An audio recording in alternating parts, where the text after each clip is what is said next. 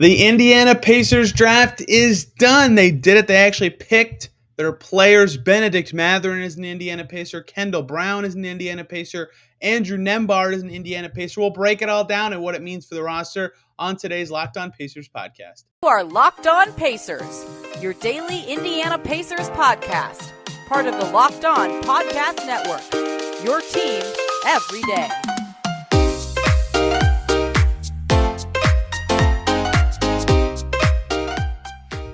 Welcome in to another edition of the Locked On Pacers podcast, where we, of course, talk about the Indiana Pacers. As always, my name's Tony East. I cover the team for Forbes and the Westside Community News. And today, the draft is done. We're, of course, breaking it all down today. Pacers make their picks. They stay at 6. They take Bennedict Mathurin. They stay at 31. They take Andrew Nembhard. They make a trade up kind of in the second round. Then they trade out of the second round. They get another player who I had ranked 17th on my board in the 40s. Very crazy night for the Pacers, despite their lack of moves. And I think their lack of moves is what makes it a crazy night and sets up for a busy next week or so for this franchise. So we'll talk about the pick, obviously the big one, Ben Mathurin, what he can bring to this team, how he fits in, what the second rounders could be, how they might squeeze in, and then, of course, the ripple effects on the rest of the roster, because free agency now starts in 6 days. But the story of the draft, the story of the Pacers, the franchise path forward. The Pacers pick at number 6. They take Bennedict Mathurin from Arizona. He's a guard, he's a wing, whatever you want to call him. The fact that he can be either is, of course, appealing for the Pacers. Measured at 6'6" at the combine with a 6'9" wingspan, and did a whole podcast on Ben Mathurin with Leif Thulin. I'll put it in the description, a link to it, of this episode, so that's very easy to get to if you want to hear a full in-depth breakdown of his game. But I thought Ben Mathurin was the choice if the draft went the way it did. He was 5th on my board. Pacers obviously had him very high. And the way it shook out looked like it could have been, if the Pacers were truly high on Ivy and were potentially interested in trading up for him, as had been suggested before the draft. Keegan Murray ends up going 4. After a crazy start to the draft, too. Banchero sneakily goes number 1, to the surprise of many. Then Chet still goes 2. Jabari Smith goes 3. Keegan Murray goes 4. And then, you got to start thinking, if the Pacers truly want Ivy, they only have to move up 1 spot to get him. But the Pistons did take him. The top 5 went as expected, just in a different order. And so the Pacers had their choice again. Mathurin, Dyson Daniels, Shaedon Sharpe, whoever they wanted. They went with Bennedict Mathurin. I thought he was the most talented of the remaining players on the board, so I think it's a good pick for the Pacers for that reason alone. And I asked Chad Buchanan on the podium during the draft, because he came down and talked to some of us. We were in the Pacers practice facility for a lot of the draft. I said, Chad, you guys had the 6th pick here, and I know you're in the very early stages of a rebuild. How much did fit play into something like this versus just picking the best player available? And Chad said, no doubt in his mind, it was best player available. That was their strategy all the way through. That should have been their strategy all the way through. And they thought Bennedict Mathurin was the best player available. He goes by Benedict, by the way, not Ben. He told us that in the presser. So what does he bring to the Pacers? Why was he the guy they identified as the best available? Well, in the background, he's a great dude. He's well-traveled. Born in Canada. French was his first language, actually. Played basketball there until he was about 16. And then the NBA Academy, it's a new thing in Mexico City, Mexico, where the NBA brings some of these overseas prospects to like a development program. If you're non-U.S. born, you're eligible to attend. And Bennedict Mathurin, non-U.S. born, so he was able to be a part of that. For 2 years, Dyson Daniels did the NBA Academy as well. Josh Giddey did the NBA Academy. And so he goes there for a few years. He heads up Arizona for 2 years, gets a lot better from year 1 to 2. I actually had someone, I was sniffing around last year's draft before Bennedict Mathurin went back to school, and I was asking a few scouts, hey, the Pacers probably need a wing and maybe a scoring wing. Who's out there that makes some sense for them? And 2 of them told me Bennedict Mathurin, right? So he was on my radar last offseason before he went back to school. He was on the radar of scouts, and then he got a lot better. And that's what made him a solid, best player available kind of pick. It's something Kevin Pritchard has talked about liking players, both as in free agency and in drafts, is guys who get better. That means they like basketball. That means they're coachable. That means they like to improve and work on their craft and get better. And Mathurin certainly did that. And that's his background and pedigree that got him to this point, right?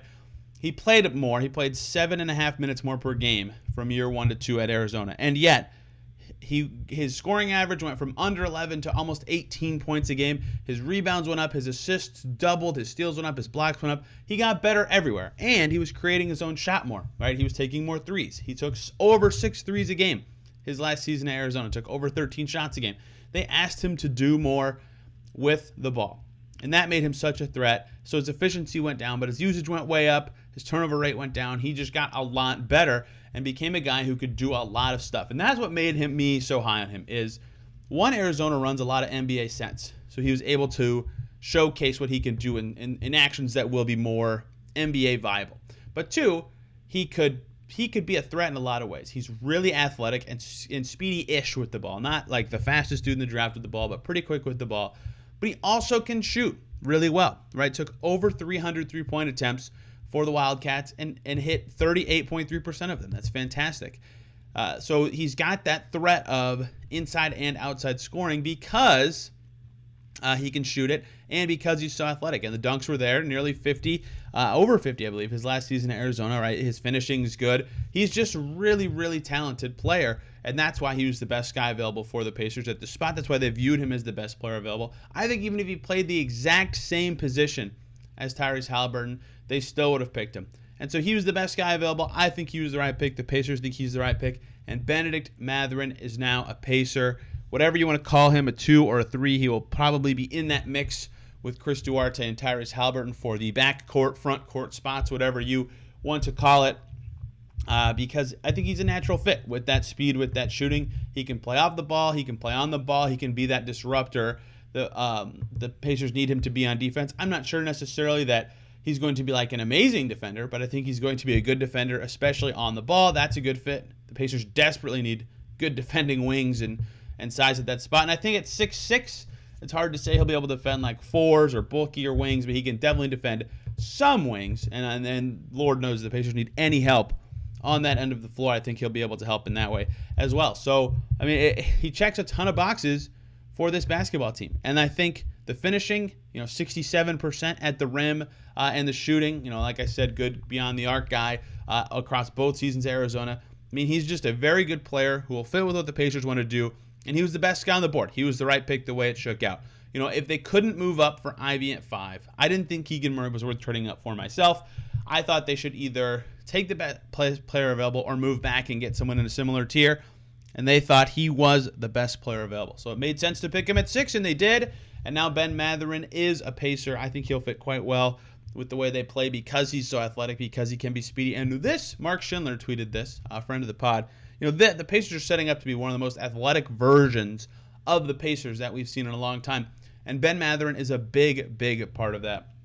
So I think that was the right pick from the Pacers. I don't know what was on the table trade-wise for up or down between 4 and whatever. I have no idea. So it's impossible for me to assess if they made the right call by doing or not doing a trade there. But I think just in terms of ranking the players and who's the best guy available at the spot, I think Ben Mathurin was the best player left on the board, and I think the Pacers did a good job in picking him at the spot, not overthinking it, picking the best guy, and setting yourself up for the best possible future, because this is not a draft where you're assessing your team now and we need the best fit now. They want to know who's going to be the best player in whatever number of years. And if they think Mathurin's that guy, as it seems like many scouts did, and it seems the Pacers obviously did, or else they wouldn't have picked him, that's why they picked him. They think he can be the best player for the longest time, and I think he will fit well growing alongside Chris Duarte and Tyrese Halliburton and the Pacers core going forward. And Kevin Pritchard, even in the video where they pick him and he's on the phone, they're calling Ben Mathurin on the phone, they're talking about the team's core. Those are the 3 guys they brought up: Isaiah Jackson, Chris Duarte, and Tyrese Halliburton. Now those 3 guys alongside Ben Mathurin in the Pacers' young core. With a pick at 6, I thought it was a good pick from the Pacers. I think it's a good way to set their team up going forward. And I think the fact that he can play the 2 and the 3, which is a similar thing to Chris Duarte, means their 2-3 spots are sort of set going forward, barring a trade with those 2 guys for could be seasons and seasons. They're both on rookie scale deals. It could be a long time coming of the Chris Duarte, Ben Mathurin duo. So the Pacers did not make any trades in the first round. They did pick at 31. They made another pick in the second round. Let's talk about those guys in the mix. And one of them, who I absolutely love, was stunned that he fell to 48 and that the Pacers were able to get him in a move, which was very savvy. Andrew Nembhard and Kendall Brown, also Pacers. Let's talk about those moves. Before we do that, though, I want to talk to you guys about Arcade 1-Up. Boom shakalaka, I've got some big news. The one and only NBA Jam is back, and Arcade 1-Up, the leader in at-home retro arcade games, is not only bringing the best game ever back, but they've made it bigger than ever. With a Shaq Edition machine, people are obsessed with NBA Jam, and I'm thrilled to tell our listeners you can once again play hoops with NBA legends in this arcade classic. Jump clear across the court, set the ball on fire in one of the greatest sports games ever to feature real and digitized. It was one of the first sports games ever, to feature real and digitized NBA licensed teams and players. No fouls, no free throws, no quarters required. You can compete against your friends and family through the new Wi-Fi leaderboards, making you more connected than ever. Pre-order now from arcade1up.com. That's arcade1up.com for an estimated early September ship date. They've got more classics, Golden Tee, Mortal Kombat, and many others starting at just $3.99. Check it out. They're giving away an NBA Jam Shaq Edition to a Locked On listener. Enter for a chance to win the game console for your man cave at arcade1up.com/lockedon. That's arcade1up.com/lockedon. You've got until July 8th to enter. Don't miss out. Enter today. Thank you, as always, for making Locked On Pacers your first listen today and every single day. For your second listen, man, whoever you feel like had the best draft night. For me, in the non-Pacers division, and I don't even think the Pacers had the best draft night, Detroit had a great night. I love what the Pistons were able to do. I loved what the Spurs were able to do. Go check out Locked On Pistons with Kuka Heel or Locked On Spurs with Jeff Garcia for the local angles on those teams and what they were able to do in this night. Let's talk about the Pacers' second round before, at the end of this show, we will talk about what the Pacers didn't do, the moves they didn't make, and the ripple effects that these picks have on the rest of the roster, mainly the guard positions. So the second round, Pacers had picks 31 and 58 when the draft started, the first and last picks in the second round. There was some buzz that the Pacers could try to use 31 to move up into the first round again, like they did last year with Aaron Holiday. And 58, I kind of said it when I was talking to Derek on the draft preview show yesterday. They don't have enough roster spots to need someone with the last pick of the draft. So let's run through what the Pacers did in the second round. At 31, they picked a point guard from Gonzaga, Andrew Nembhard, 4-year college dude, Canadian. They picked two Canadians with their first two picks. O'Shea Brissett, I'm sure, loving the Canadian flair coming to the Pacers. Nembhard, I would say his best skill is a passer. He's not necessarily the cooking off the dribble kind of player. He's only a 12 points a game guy. Only. That's so good.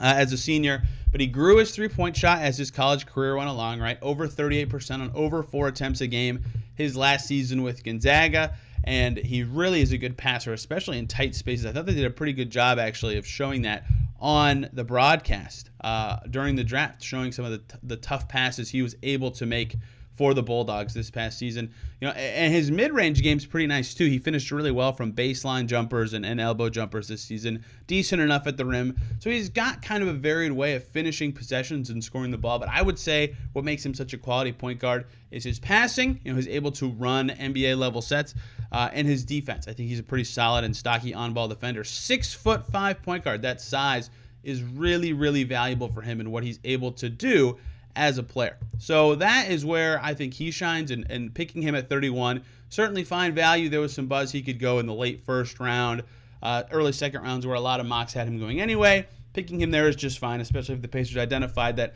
having another very large guard makes a lot of sense. He could be a guy that sneaks into the rotation at some point. We'll talk about where he fits in, because certainly some questions at what the Pacers have at point guard now. They have a lot of point guards.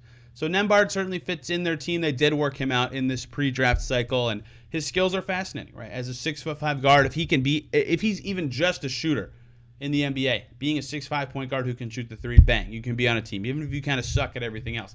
So if the playmaking translates, or the defense translates, or the shooting translates, I think he's at least a multi-year pro, just because he's pretty tall for his size and can read the game pretty well. If multiple of those skills translate, he's probably a 5 to 10 year career guy, which in the second round is a good pick, but we'll have to see what skills are there. I need to dive into more of his tape, because admittedly, I did not watch too much of the guys that I didn't put in my top 20 to 25 or so, and he was not in my top 20 to 25. So I think he is a good pick. I think he fits well with the way the Pacers are trying to play and the skills they need. I'm not surprised they picked a point guard. A lot of people, astutely commented this on YouTube videos and on podcasts throughout this time, but sure, they have a bunch of them now. They have Halliburton. They've got McConnell. They've got Brogdon now.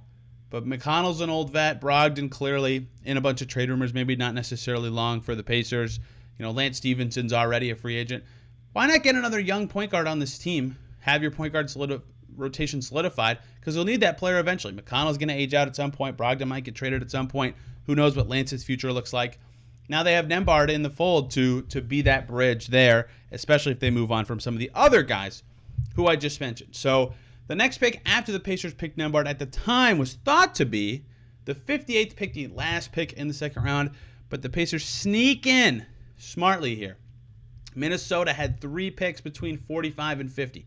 I think it was 45, 48, and 50 to be exact there.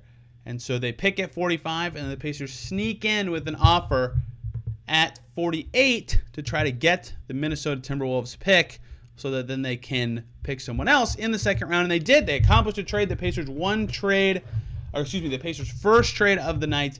They sent a 2026. The Pacers have now shared this. It's an official trade. The Pacers traded a 2026 second-round pick and cash considerations to Minnesota for pick 48. First of all, speaking purely on value of that trade, that second-round pick has gone through it. It's been moved quite a bit. Originally, it was part of a swap agreement with the Heat. Then it went to the Bucks in that big draft night trade between the Bucks and the Pacers last year that netted the Pacers pick 31. The Bucks then moved it around. The Spurs got involved in this pick swap business as well. So what that pick is now for the Pacers was the worst of the Spurs pick, the Heat pick, and the Pacers pick in 2026 would go to the Pacers. So that pick can't even be near the top of that round. The odds that all 3 of those teams stink that year are very low. So that pick was likely to not be that great anyway. So to trade that and cash for a guy that they clearly liked, or else they wouldn't have traded up for, makes sense to me from a value proposition. Without knowing what that pick can be, you can't say if it's a win or loss trade for sure or anything like that. But I think given what the structure of that 2026 pick is, since it's the only one the Pacers have, I'm just assuming that's it unless I'm missing something here. To do that and cash for this pick seems like a good business trade. I mean, Minnesota can't physically roster 3 late second rounders. The Pacers had a little bit of room here. And so they get Kendall Brown at 48.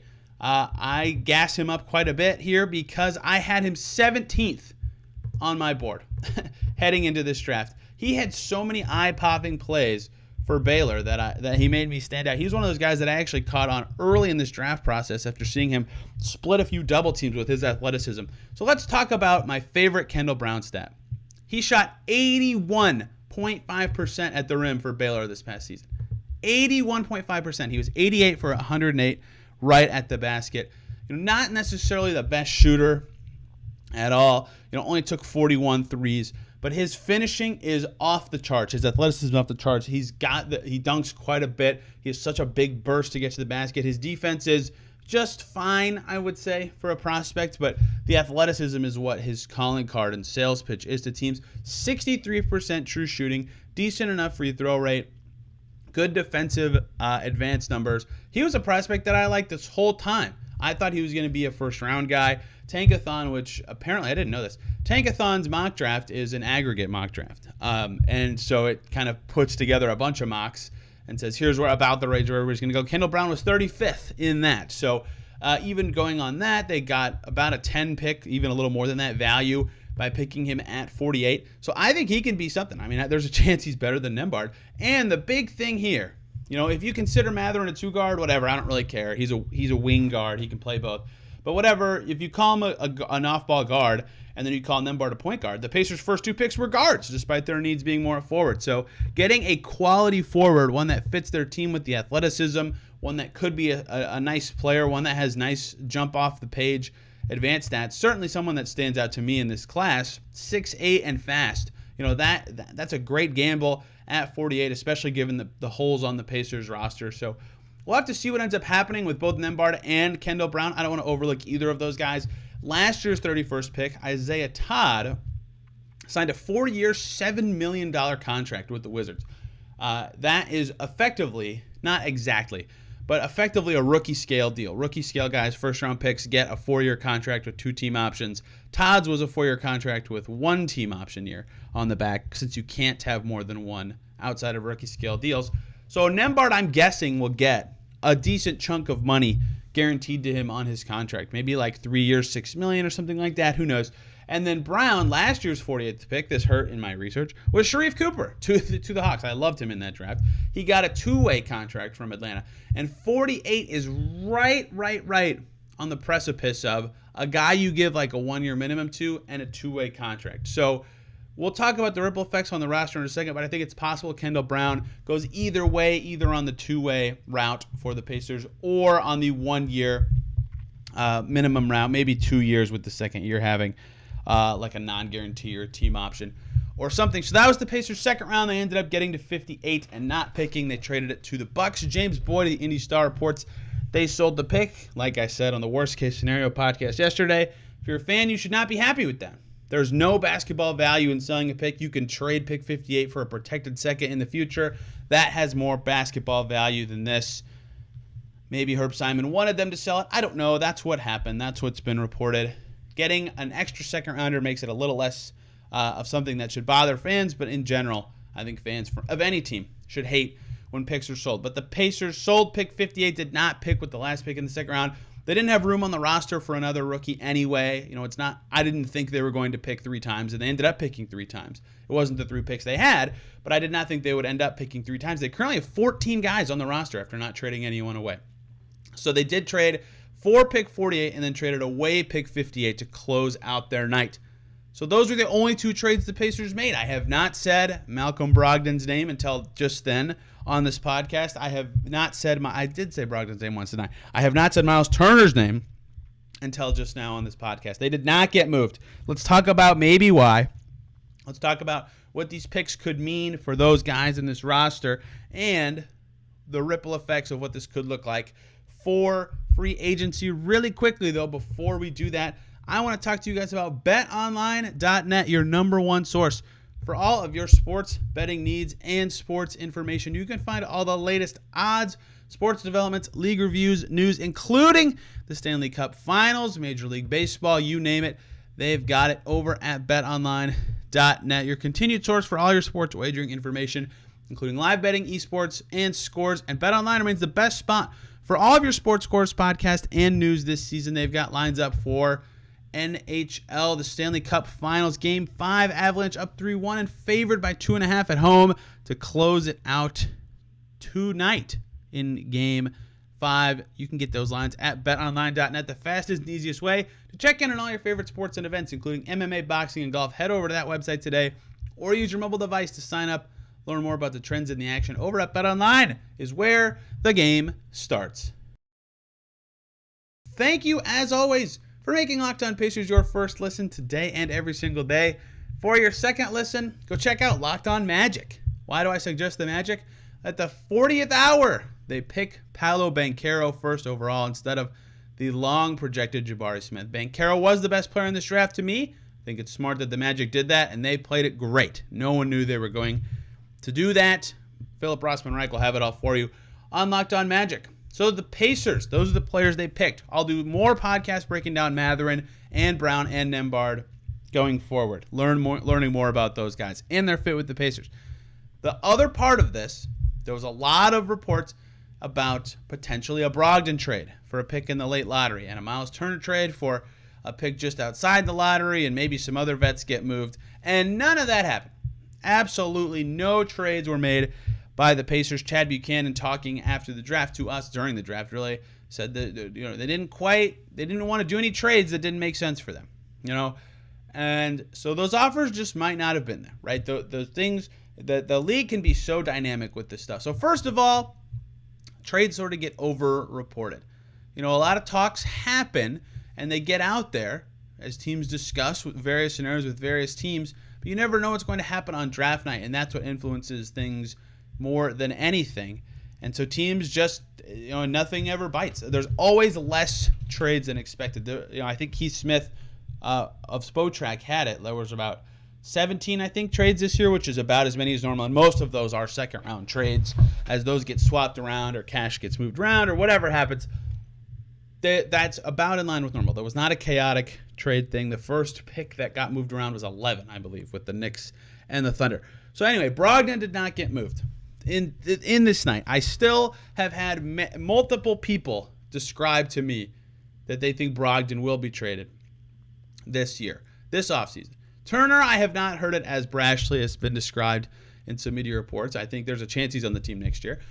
And this night, not picking a center at all suggests maybe the Pacers do still have Turner in their plans.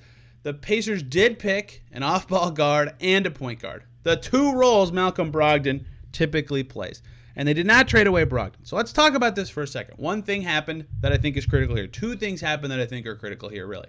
One is, in the days leading up to this, there's been a ton of reporting about the Brooklyn Nets and what their shakeup could look like if Kyrie Irving decides to opt out and switch teams, or if that happens, maybe Kevin Durant's available. Maybe neither of those things actually happen, but that smoke has started to come out from various NBA insiders. And if that stuff's happening this offseason, nothing else will happen until that happens, right? Until Kyrie Irving switches teams, everything will move slowly. If Kevin Durant's going to be traded, everything will wait until that happens, because lots of teams do not want to lock up their cap space and miss out on a chance at Kevin Durant or Kyrie Irving if those guys were to become available. So they'll wait to make their moves until those guys are gone. So the developments out of Brooklyn, I think, sort of halted or altered the trade market. That's one thing that I think slowed a lot of decisions in the whole NBA. John Collins didn't get traded. His name was hot on the market. OG Anunoby didn't get traded. Same thing. His name was hot on the market. You get the gist of what I'm saying. That's one thing that I think is key to any deal for any team, but Brogdon specifically, I want to mention it. Two, another thing that happened is the Knicks, a very commonly connected Brogdon team, had a strange, I don't know what to call their draft night. I don't, they've been getting kind of killed. They did not pick at 11. They traded it to OKC. They got future picks for it, which I think is smart. I think the next year's draft is better than this year's, but they're protected firsts, and they also gave up a first to get off of Kemba Walker's contract, I think, and got some seconds in the process. But none of the valuations they did made a ton of sense to me. But they did shed salary, which is key here. The reporting is they're going to make a run at Jalen Brunson. If Jalen Brunson re-signs with the Mavs, suddenly the Knicks could be a team that just traded for 3 first-round picks and have the space to absorb Brogdon without trading back as much matching salary. That is still a very natural trade partnering fit. So one thing is, I still think teams will be interested in Brogdon. I still think matching salary is going to be a part of this. I just think that if the offers weren't there on draft night, the reason you make a trade on draft night is the offer is the best on draft night, right? Teams don't have their free agency plans lined up. They have space now. They can make these trades now. If the offers you're getting as the Pacers aren't better than they will be in 2 weeks, or they're the same as they're going to be in 2 weeks, why do it now? You have no incentive to jump on over something. And the flip side is, if the offers you get now as the Pacers are about what you think you'll get in 2 weeks, what also could happen is, I just described it for the Knicks. Maybe they don't get Jalen Brunson and they need to use their space for something or use their assets for something. They're just one team of many, right? Maybe a different team strikes out in free agency and doesn't get the point guard that they want or the big good player that they want. Whatever teams those are, the teams that have bad free agency periods, all of a sudden they're going to go, crap, we have to do something to get better. They'll be the teams that will likely pursue Brogdon. And so if they are still pursuing Brogdon, I think his value will be about the same on draft night as it will be in the early stages of free agency once a team realizes they strike out. So why didn't Brogdon get traded on draft night? I thought if you had asked me before the draft, I probably would have said over 50% chance I think he gets traded.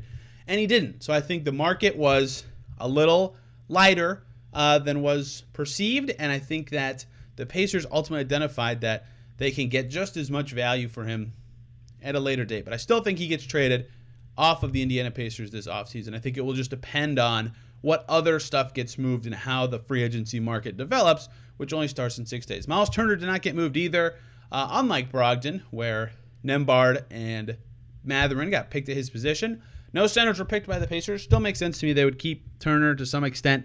Maybe they deal him again later in the free agency period, or in a week or something. The Hornets picked a center.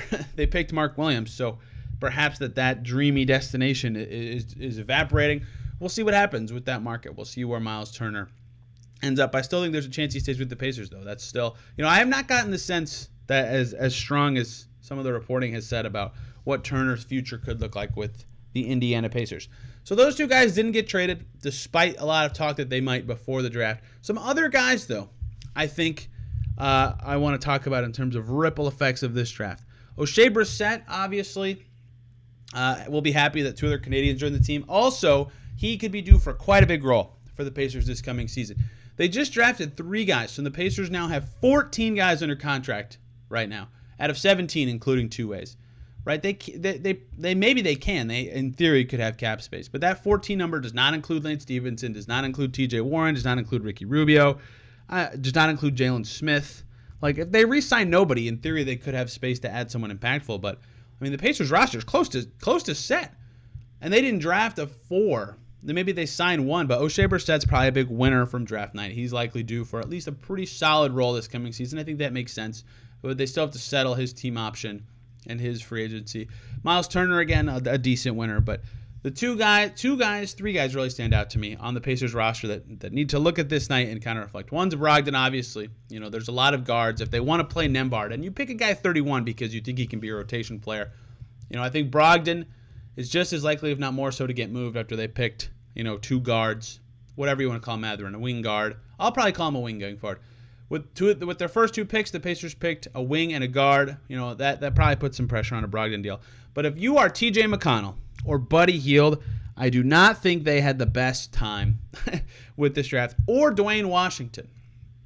And I think that Dwayne is young and it has a good chance to be on the Pacers next year. But they have a lot of guards now. They have a ton of guards on this team next season. Tyrese Halliburton, Buddy Hield, Chris Duarte, Ben Mathurin, Dwayne Washington, TJ McConnell, Malcolm Brogdon, Buddy Hield.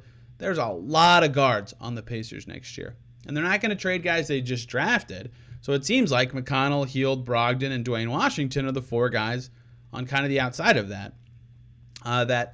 Sort of ripple effect. So I'll be curious how they end up. Dwayne Washington, non-guaranteed contract. Malcolm Brogdon, obviously in trade rumors. TJ McConnell's a fine player, but they have Nembhard in the fold now. Buddy Hield's a fine player, but they have Ben Mathurin and Chris Duarte, and there's just a lot of moving parts that make me think 1 or 2 guard trades are coming as a result of what happened on this draft night. So there are some ripple effects on the team, but because the roster is so close to full, I don't think the Pacers will be massive spenders in free agency unless they make those trades right away, which is usually pretty hard because they require teams to trade with. Teams don't like to trade until they're done with free agency. There's going to be a lot of moving parts. I think it's possible the Pacers make a trade before free agency officially kicks off, and I think they'll be more of a trade team than a free agency team, given how the draft went and given how their roster is set up. So draft night's over. No more speculation. The Pacers now owners of Kendall Brown, Andrew Nembhard, and Ben Mathurin. I don't know why I said their names in reverse order. I'm going to do a bonus podcast this week. It's Friday. You're getting a Saturday podcast. I'm talking Ben Mathurin and his fit with the Pacers. He's one of their guys now. He could be their franchise guy, whatever you think of Halliburton, whatever. He's their guy now. He deserves a ton of coverage, and I'm going to give it to him. Let's talk about Ben Mathurin's fit with the Pacers tomorrow, and then Monday, jump in with a little more draft talk and pivot into free agency, because can you believe it? Free agency starts next Thursday/Friday, and we'll, of course, break it all down here on Locked On Pacers. So let me know if you want to hear more specific stuff about this draft that you feel like I didn't cover or missed on this show. I apologize for rushing out for this exit, but it's 2:30 in the morning, and I have to go to bed and go to my actual job that is not covering the Pacers tomorrow, as well as their press conference. So I need to get some work done tonight.